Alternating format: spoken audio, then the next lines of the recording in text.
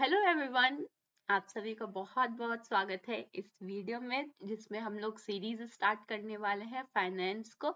मैंने पहले बात की थी कि हम लोग बैलेंस शीट के बारे में समझेंगे, लेकिन उससे पहले आप लोगों को ये बहुत ज़रूरी है कि आप पहले फाइनेंस को समझ लें। तो उसके लिए मैंने एक पूरी सीरीज स्टार्ट कर रही हूँ जिसके अंदर फाइनेंस की सारी बातें करूंगी। क्या क्या है इसके अंदर टॉपिक, क्या क्या आपको समझने की ज़रूरत है, वो सारी बातें इसमें होगी। तो पहले हम लोग अपने इस सीरीज को स्टार्ट करने से पहले हम लोग समझते हैं कि फाइनेंशियल मार्केट क्या होता है। ये हालांकि MBA, UGC NET, BBA, BCom, class 11th 12th, ये इनफैक्ट बहुत जगह पे जहाँ भी फाइनेंस की बात आती है ये टॉपिक तो मस्त होता है।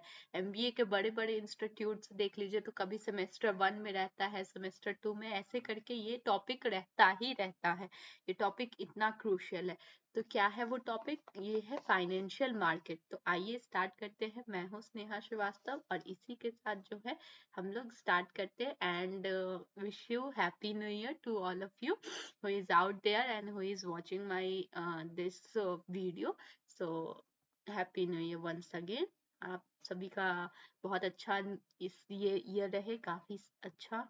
तो चलिए शुरू करते हैं। तो आज का पहले हम लोग एजेंडा देख लेते हैं कि आज हम लोग यहाँ पे क्या क्या कवर करने वाले हैं। तो यहाँ पे हम लोग पहले फाइनेंस क्या होते हैं, फिर फाइनेंशियल मार्केट क्या होता है और उसके फीचर्स क्या क्या है। हम लोग वीडियो को शॉर्ट शॉर्ट में लेंगे कि काफी लेंदी ना हो, काफी बोरिंग ना हो और आप लोग को इजिली ये समझ में आ जाए। तो पहले हम लोग का एजेंडा आप लोगों को क्लियर हो गया होगा। चलिए शुरू करते हैं। तो हम लोग पहले स्टार्ट करते हैं कि फाइनेंस होता क्या है।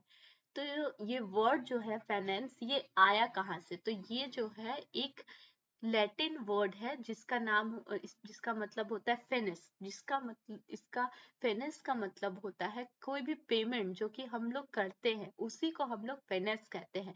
लेटर इसको ओल्ड फ्रेंच में इसने क्या नाम दे दिया? फाइनेंस का। जो फाइनेंस के जो ओल्ड फ्रेंच थे, मतलब ओल्ड फ्रेंच जो भी थे, उन्होंने फाइनेंस इसका नाम दे दिया, जिसका मतलब होता है कोई भी पैसा को मैनेज करना, कोई भी पेमेंट करना या सेटलमेंट करना किसी भी डेप्ट को।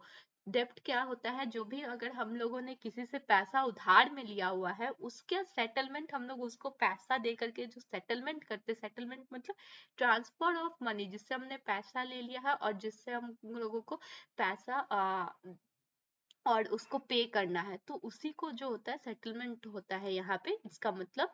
और उसका डेप्ट का मतलब कर्जा। सेटलमेंट वैसे हर जगह अलग अलग मीनिंग होती है, यहाँ पे पर्टिकुलरली इसका ये मीनिंग है। तो हम लोग समझते हैं फाइनेंस होता क्या है। तो फाइनेंस का मतलब होता है कि कोई भी डिसीजन जब हम लोग लेते हैं पैसे से रिलेटेड, इधर वो इन्वेस्टमेंट से रिलेटेड हो, सेविंग हो, एक्सपेंडिचर हो, कोई भी पैसे से रिलेटेड जब भी हम लोग डिसीजन लेते हैं और अभी का यूज करते करते उस पैसे को हम लोग कुछ पैसे सेव कर लेते हैं कि हम लोग प्लान करें, हम लोग फ्यूचर के लिए, हम लोग फ्यूचर के लिए जब भी हम लोग सेव कर लेते कि हाँ हम लोग प्लान अभी से करते कि हाँ फ्यूचर में ऐसे एक्सपेंडिचर हो सकते हैं, तो इसके लिए पहले से आपने मम्मी पापा को अपने घर में देखा होगा कि वो लोग प्लानिंग करके देखते हैं कि हाँ कैसे पैसे को सेव करना है। ये सारे जितने भी डिसीजंस होते हैं जो कि पैसे से, फंड से रिलेटेड होते हैं, वो सारे क्या कहलाते हैं? फाइनेंस कहलाते हैं। ये तो रही बात उसकी कि ये तो लेमन टर्म में हो गया कि हाँ फाइनेंस क्या कहते हैं। अगर हम लोग एक अच्छे तरीके से इसका मीनिंग देखें तो ये जो है एक फील्ड ऑफ स्टडी है। क्या है?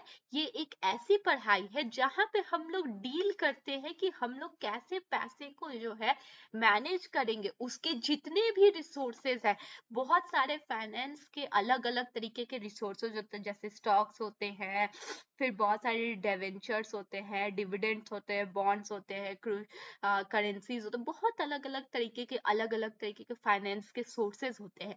तो वो सारे सोर्सेज को हम लोग कैसे मैनेज करें, कैसे हम लोग अपने पैसे को इन्वेस्ट करें, कैसे हम लोग अपने पैसे को सेव करें, खर्च करें, सारे कुछ जितने भी डिसीजंस होते हैं, कैसे पैसे को मैनेज किया जाए, उसी को क्या कहते हैं? फाइनेंस करते हैं। ये क्या करता है? ये फोकस करता है कि कैसे एक इंडिविजुअल, बिजनेस और जो भी गवर्नमेंट है वो कैसे खर्च करता है, स्पेंड करता है, सेव करता है, इन्वेस्ट करता है, और कैसे उधार में पैसा लेता है। उधार में पैसा लेना भी एक तरीके का फाइनेंशियल डिसीजन ही है, फाइनेंस के ही अंदर आता है।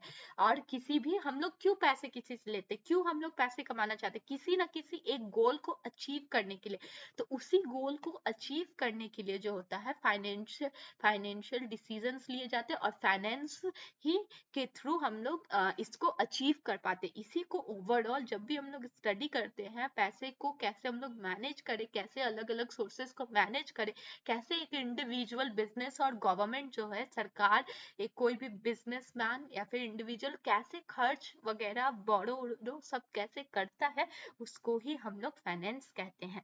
इसके कई सारे ब्रांचेस होते हैं, जैसे पर्सनल फाइनेंस होता है, कॉर्पोरेट फाइनेंस होता है, पब्लिक फाइनेंस होता है, मार्केट फाइनेंशियल मार्केट होता है। अब हम लोग इसको एक एक करके समझते हैं क्विक वे में, यहाँ पे मैं डिटेल में नहीं जाऊंगी। अदर देन ये बहुत ही एक अपना सेपरेट ब्रांच है, इसके अंदर पूरी स्टडीज होती है। हम लोग एक एक करके सारा कुछ हम लोग कवर करेंगे। पहला हम लोग कवर करते हैं कि पर्सनल फाइनेंस क्या होता है। जब भी एक इंडिविजुअल, कोई एक इंसान, जैसे हम हैं, आपके पापा हो गए, आपकी मम्मी हो गए, कोई भी एक आदमी, आप खुद हो गए, अपने पैसे को कैसे आप लोग मैनेज करते हैं, कैसे आप लोग खर्च करते हैं, सेव करते हैं, कैसे इंश्योरेंस करते हैं, इंश्योर करते हैं अपने पैसे को, कैसे सेव वगैरह, जितनी चीजें हैं, जब भी एक इंडिविजुअल कोई भी प्लानिंग करता है, तो उसको क्या कहते हैं, फाइनेंशियल पर्सनल फाइनेंस कहते हैं। एक इंडिविजुअल जब भी करेगा तो उसको पर्सनल फाइनेंस कहेंगे, पैसे को मैनेज, ठीक है।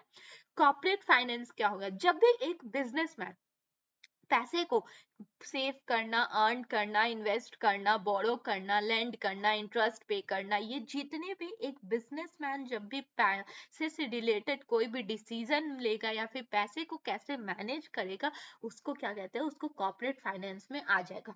और पब्लिक फाइनेंस का मतलब क्या होता है, जब भी एक सरकार पैसे से रिलेटेड कोई भी काम करती है, जैसे वो बजटिंग करती है, फिजिकल डिसीजंस लेती है, गवर्नमेंट के अलग अलग रिवेन्यूज होते हैं, एक्सपेंडिचर्स होते हैं, वो जितने भी डिसीजंस वो लेते हैं, वो पब्लिक फाइनेंस के अंदर आ जाता है। इतना तो बात क्लियर हो गया। अब हम लोग समझते हैं कि फाइनेंशियल मार्केट क्या होता है। यहाँ पे हम लोग लेमन लैंग्वेज में समझेंगे, फिर आगे इसका मैंने पूरा एक डिटेल में बनाया हुआ है, तो आपको बहुत इजी होगा समझने में।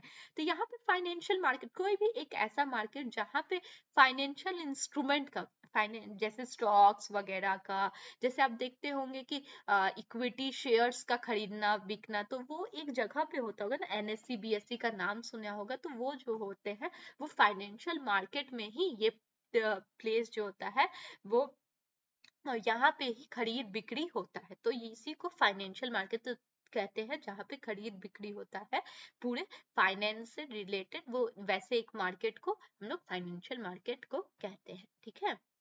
आई होप कि यहाँ तक आप लोगों को समझ में आया होगा। चलो, हाँ, अब यहाँ पे हम लोग समझते हैं कि फाइनेंशियल मार्केट क्या होता है। तो फाइनेंशियल मार्केट, जैसे कि ये जो फाइनेंस, हम लोगों ने समझ लिया कि हाँ, फाइनेंस क्या होता है, कि मैनेज करना किसी भी पैसे को, किसी भी पैसे को, मॉनेटरी मैटर्स को, जितने भी चीज होती है पैसे से रिलेटेड, उसी को हम लोग फाइनेंस कहते हैं।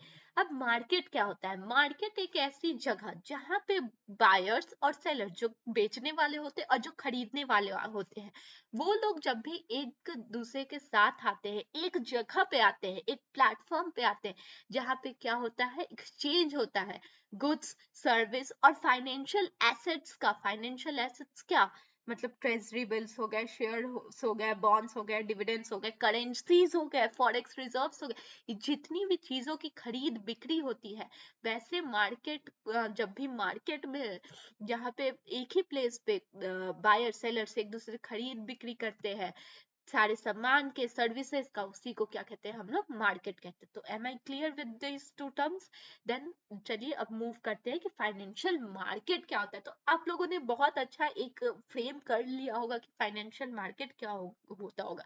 तो ये एक ऐसा प्लेटफॉर्म होता है, वो फिजिकल भी हो सकता है और वो इलेक्ट्रॉनिक फॉर्म में भी होता है। जैसे आप लोगों ने हर्षद मेहता एक मूवी देखी होगी, एक सीरीज थी, तो उसके अंदर आप लोग देखते थे कि एक प्लेटफॉर्म था जहाँ पे बहुत सारे लोग आते थे, शेयर्स को खरीदते थे, बेचते थे। तो ये क्या था, ये फिजिकल प्लेटफॉर्म था। और फिर उसके बाद इलेक्ट्रॉनिक फॉर्म, जैसे जीरोधा हो गया, एंजल वन हो गए, बहुत सारे ऐसे जो प्लेटफॉर्म्स हो गए, ग्रो हो गए, ये सब क्या है, ये सब इलेक्ट्रॉनिक प्लेटफॉर्म्स है। आरबीआई का हो गया, ये सब इलेक्ट्रॉनिक प्लेटफॉर्म्स है जहां पे जो होती है खरीद बिक्री होती है, किसकी, शेयर्स वगैरह की, बॉन्ड्स की, एनएससी बीएससी में।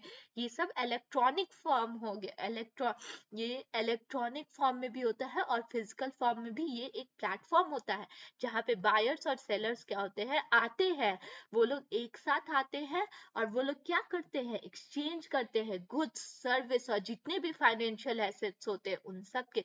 जैसे क्या एग्जांपल में हो गया, जैसे स्टॉक एक्सचेंज, एनएससी बीएससी हो गया, मनी मार्केट जो कि ट्रेजरी बिल्स, कॉल मनी, यहाँ पे डील होते हैं। तो ये सब हम आपको बताएंगे कि एनएससी क्या है, बीएससी क्या है, स्टॉक एक्सचेंज क्या है, मनी मार्केट इंस्ट्रूमेंट्स क्या है। लेकिन अभी के लिए इतना समझ लीजिए, एक प्लेटफॉर्म जहाँ पे बायर सेलर्स आते हैं और जितने भी फाइनेंशियल एसेट्स होते हैं उन सब की खरीद बिक्री जब भी होती है, उसको क्या कहते हैं, फाइनेंशियल मार्केट कहते हैं। होप आप लोगों को ये याद भी हो गया होगा और समझ में भी आ गया होगा। अब यहाँ पे मैंने आप लोगों के एग्जाम के पॉइंट ऑफ व्यू से एक राइट लिख दिया है कि हाँ, आप इसको एग्जाम में लिख सकते हैं, क्योंकि एग्जाम में ये सब भी आप लिख सकते हैं, नो कोई डाउट नहीं है। लेकिन एक प्रोफेशनल लगने के लिए यहाँ पे मैंने बात वही लिखी है कि एक प्लेटफॉर्म जहाँ पे बायर सेलर्स आते हैं, यहाँ पे ट्रेड होता है फाइनेंशियल एसेट्स के, जैसे स्टॉक्स हो गए, बॉन्ड्स हो गए, करेंसीज हो गए, कमोडिटीज हो गए। और ये एक लिंक प्रोवाइड कराता है, इसके बारे में हम आगे बात करेंगे कि ये एक लिंक प्रोवाइड कराता है जहाँ पे कैपिटल्स, इन्वेस्टर्स जो होते हैं वो बोरो करते हैं, बिजनेसमैन जो होते हैं गवर्नमेंट को उस फंड को यूटिलाइज करते हैं और फैसिलिटेट पूरी होती है इकोनॉमी की ग्रोथ को, पूरी एक इकोनॉमी की ग्रोथ इससे चलती है। और बहुत सारे, ये एक मार्केट प्लेस है जहाँ पे ट्रांजेक्शन होता है, इशू होती है शेयर्स की, इशू होती है, ट्रेड होती है एग्जिस्टिंग शेयर्स की, और वो प्राइस डिटर्मिनेशन होता है, मैनेज किया जाता है यहाँ पे सारे रिस्क। तो ये जितने भी काम होते हैं ये एक फाइनेंशियल मार्केट में होता है, जहाँ पे शेयर का इशू होना, एग्जिस्टिंग का शेयर्स का ट्रेड होना, प्राइस का, डिमांड का, सप्लाई का, सारे कुछ यहाँ पे प्राइस के थ्रू होता है, मैनेज किया जाता है वहां पे रिस्क। इसी को क्या कहते हैं, इसी को फाइनेंशियल मार्केट कहते हैं। आई होप ये क्लियर हो गया होगा। चलिए हम लोग आगे बैठते हैं। इसी के साथ हम लोग समझते हैं कि फाइनेंशियल मार्केट का फीचर क्या है। तो फाइनेंशियल मार्केट का फीचर है मोबिलाइजेशन ऑफ सेविंग्स। यहाँ पे क्या होता है कि सेविंग्स को हम लोग कैसे मोबिलाइज करते हैं, मतलब हम लोग सेविंग्स को कैसे मूव करते हैं। यहाँ पे हम लोग जो भी बिजनेसमैन होते हैं, वो लोग को फंड की जरूरत होती है। तो वो लोग फंड कहाँ से लाएंगे, वो लोग आम पब्लिक से फंड रेज करते हैं इसी को। और वो लोग, जो भी लोग पैसे देते हैं वो कहीं ना कहीं सेव किए हुए रहते हैं, वो लोग डायरेक्ट इन्वेस्ट, वो लोगों के सेविंग के जो भी इंडिविजुअल्स है वो जो पैसे बचाए हुए रहते हैं उसमें से वो लोग पैसे खर्च करते हैं। तो उसी को मोबिलाइजेशन ऑफ सेविंग कहते हैं। ठीक है, वो पैसे को, जो बचाए हुए पैसे थे, जो इन जिनको पैसे की जरूरत नहीं थी और जिनको पैसे की जरूरत है, उसको पैसे का मूवमेंट कराना एक वैसा प्लेटफॉर्म प्रोवाइड कराता है फाइनेंशियल मार्केट। अब देखिए ट्रांसफर ऑफ फंड क्या होता है, पैसे के ट्रांसफर होना, जैसे सेवर्स से जाना इन्वेस्टर के, इन जो भी सेवर्स है उसको पैसा फंड वो क्या करते हैं, बिजनेसमैन को करते हैं, क्योंकि वो प्रोडक्शन एक्टिविटी जो भी है उन सबको कर सके। तो इसी में ट्रांसफर ऑफ फंड होता है, किससे, एक इंडिविजुअल बिजनेसमैन, गवर्नमेंट से ट्रांसफर ऑफ फंड होता है किसको, जो भी बिजनेसमैन होते हैं उसको फंड का ट्रांसफर होता है कि वो लोग जितने भी प्रोडक्शन एक्टिविटी है वो मार्केट में कर सके, वो लोग खरीद बिक्री कर सके, जिसके कारण एम्प्लॉयमेंट वगैरह बहुत चीजें इससे जुड़ी होती है, जिसके कारण राइज होता है और वो लोग फिर से चैनलाइज होकर पूरा किया जाता है फंड को और ट्रांसफर होते हैं फंड को। अब हम लोग समझते हैं कि लिक्विडिटी क्या होती है। तो लिक्विडिटी का मतलब होता है कि हम लोग इजिली किसी चीज को कैसे कन्वर्ट कर सकते हैं पैसे में, किसी भी चीज को, किसी भी फाइनेंशियल एसेट्स को यहाँ पे हम लोग कितनी जल्दी कैश में कन्वर्ट कर सकते हैं, उसी को हम लोग क्या कहते हैं, लिक्विडिटी कहते हैं। जैसे हम लोग क्विकली, हम लोग कितने अच्छे तरीके से शेयर्स को हम लोग वो कितनी जल्दी वो कैश में कन्वर्ट हो जाता है, वही लिक्विडिटी कहलाता है। और वो जो एक प्लेटफॉर्म जो होता है वो फाइनेंशियल मार्केट ही प्रोवाइड करता है, जिससे लिक्विडिटी मेंटेन हो पाती है, वहां पे ही लोग खरीद बिक्री कर पाते हैं। प्राइस डिस्कवरी कैसे होता है, जैसे यहाँ पे डिमांड और सप्लाई की बात होती है, जो भी ये एक ऐसा प्लेटफॉर्म प्रोवाइड कराता है जहाँ पे डिमांड जो होता है वो राइज किया जाता है, शेयर्स वगैरह का, डिवेंचर्स का, बहुत सारे प्रेफरेंस शेयर्स का, इन सब का राइज किया जाता है कि हाँ हमें खरीदना है, एक इंडिविजुअल राइज करता है, उसके हिसाब से जो उस और जो शेयर्स होते हैं वो बिजनेसमैन भी जो होते हैं सप्लाई करते हैं शेयर्स को। तो अगर हमारी डिमांड ज्यादा होगी और सप्लाई कम होगा, अगर उस बिजनेसमैन ने कम शेयर्स इशू किए हैं और तो वो लोग ज्यादा प्राइस में वो लोग बेचेंगे। ये डिमांड सप्लाई का रूल है कि हाँ, सप्लाई डिमांड ज्यादा होगा, सप्लाई कम होगा तो प्राइस ऑटोमेटिक हाई हो जाएगा, और इससे वाइस वर्सा। तो इसी एक प्लेटफॉर्म प्रोवाइड कराता है जहां पे सारे इंडिविजुअल्स आते हैं, जिसके कारण एक प्राइस डिसाइड होता है शेयर्स का, उसी को क्या कहते हैं, प्राइस डिस्कवरी कहते हैं। और ये रिस्क मैनेजमेंट में भी हेल्प करता है। अब आप सोचेंगे कि ये रिस्क मैनेजमेंट में कैसे हेल्प करता है, तो देखिए बहुत सारे शेयर्स होते हैं, डिवेंचर्स होते हैं, इन सब के भी इंश्योरेंस कराए जाते हैं, इन सब के भी क्या होते हैं, काफी सारे हम लोग डाइवर्सिफिकेशन करते हैं, डेरिवेटिव्स होते हैं, बहुत सारे डेरिवेटिव, फ्यूचर, ऑप्शनल, ये सब मैं आपको पढ़ाऊंगी। डाइवर्सिफिकेशन, बहुत अलग अलग शेयर्स हम लोग खरीद लेते हैं। मान लीजिए ये शेयर डूब गया तो हम लोग दूसरा शेयर्स को वो परचेज किए हुए रहते हैं कि हाँ इससे कंपनसेट हो जाएगा, तो इसी के इंश्योरेंस हम लोग उस सब चीजों का करा लेते हैं। तो यही क्या करता है, रिस्क को मैनेज करने में हेल्प करता है। ये एक ऐसा प्लेटफॉर्म प्रोवाइड कराता है जहाँ पे डेरिवेटिव्स डील्स होते हैं, यहाँ पे इंश्योरेंस होते हैं, डाइवर्सिफिकेशन होते हैं, अलग अलग हम लोगों को शेयर्स के टाइप मिलते हैं, ट्रेजरी बिल्स मिलते हैं बहुत सारे, कि हम लोग सिक्योर्स फाइनेंशियल एसेट्स मिलते हैं कि हम लोग यहाँ पे इजिली की कंपनसेट हो पाए अगर कोई फेलियर हो तो। कैपिटल फॉर्मेशन, अब हम लोग समझते हैं कि कैपिटल फॉर्मेशन क्या होता है। जैसे कि कोई भी इकोनॉमी की ग्रोथ कब आती है, जब वहां पे प्रॉपर तरीके से पैसे का ट्रांसफर हो सके, पैसे का फंड का ट्रांसफर हो सके, सेविंग से इन्वेस्टमेंट के थ्रू जाए, उसको इंकरेज करती है गवर्नमेंट, प्रमोट करती है, और उससे क्या होती है, इकोनॉमिक ग्रोथ होती है, उसी को कैपिटल फॉर्मेशन कहा जाता है। Efficient allocation of resources, efficient तरीके से हम लोग एलोकेट करते हैं रिसोर्सेज को, जितने भी फंड होते हैं उसको हम लोग कितने प्रॉपर तरीके से, उतने सारे पैसे को हम लोग किस तरीके से एलोकेट करें कि हम लोग को ज्यादा से ज्यादा यूटिलाइजेशन हो फंड का, ज्यादा से ज्यादा हमें कमाई हो उस फंड से।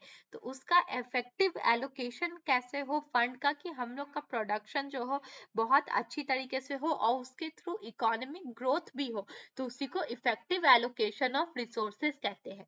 ट्रांसपेरेंसी एंड रेगुलेशन, जितने भी फाइनेंशियल मार्केट होते हैं वो सारे रेगुलेटेड होते हैं सेबी से, फाइनेंशियल रेगुलेटरी से, आरबीआई से, जित सारे कुछ रेगुलेटेड होते हैं। एक बॉडी होती है जो कि उन लोगों को देखती है, इंश्योर करती है फेयरनेस, जिसके कारण क्या होता है कि कोई भी आराम से कोई भी फ्रॉड नहीं हो पाता है, कोई भी आपका पैसा लेके भाग नहीं सकता। तो इसी में एक ट्रांसपेरेंसी और रेगुलेशन पूरी क्रिएट होती है। वाइड रेंज ऑफ इंस्ट्रूमेंट, अलग अलग तरीके के इंस्ट्रूमेंट का रेंज प्रोवाइड किया जाता है, जैसे बॉन्ड, डिवेंचर, मनी मार्केट, बहुत अलग अलग तरीके का wide range of instrument provide होता है एक फाइनेंशियल मार्केट में, जिसके कारण क्या होता है, इजिली हम लोगों को अलग अलग तरीके के मिल पाते हैं वैरायटीज, जिसके कारण हम लोग को जो मन करें हम लोग वो खरीद सकते हैं, हम लोग सेव कर सकते हैं, इन्वेस्ट कर सकते हैं, हम लोग जो चाहे वो कर सकते हैं। तो एक ही प्लेटफॉर्म आपको बहुत सारे वाइड ऑप्शंस प्रोवाइड कराते हैं। जैसे हम लोग वेजिट मार्केट में जाते हैं तो अलग अलग तरीके का, एक ही मार्केट में हम लोग एप्पल भी देख लेते हैं, वहां पे कैरेट भी देख लेते हैं, ब्रिंजल वगैरह, कैबेज वगैरह, हम लोग बहुत अलग अलग चीजें वाइड रेंज में देख लेते हैं। उसी तरीके से आप यहाँ पे समझिए कि वाइड रेंज में इंस्ट्रूमेंट जो होता है वो रहता है। इकोनॉमिक ग्रोथ, अब जाहिर सी बात है, अगर हम लोग इफेक्टिव कोई भी कंट्री जो है इफेक्टिवली सेविंग्स को और इन्वेस्टमेंट को अच्छी तरीके से चैनलाइज करेगी, सारे पैसे अच्छी तरीके से बिजनेसमैन को पहुंचेगा, बिजनेसमैन प्रॉपरली तरीके से सारे प्रोडक्शन एक्टिविटी करेंगे, उसके बाद डिविडेंड के रूप में अब वो लोग अपने शेयर होल्डर्स को देंगे, तो इकोनॉमिक ग्रोथ तो होगी ही होगी ना उस इकोनॉमी की। तो इसी तरीके से प्रॉपर चैनलाइजेशन होगा फाइनेंशियल मार्केट का, सॉरी फाइनेंशियल इंस्ट्रूमेंट्स का, फाइनेंशियल एसेट्स का, तो उससे जाहिर बात है इकोनॉमिक ग्रोथ होगी ही। तो that's all for this video.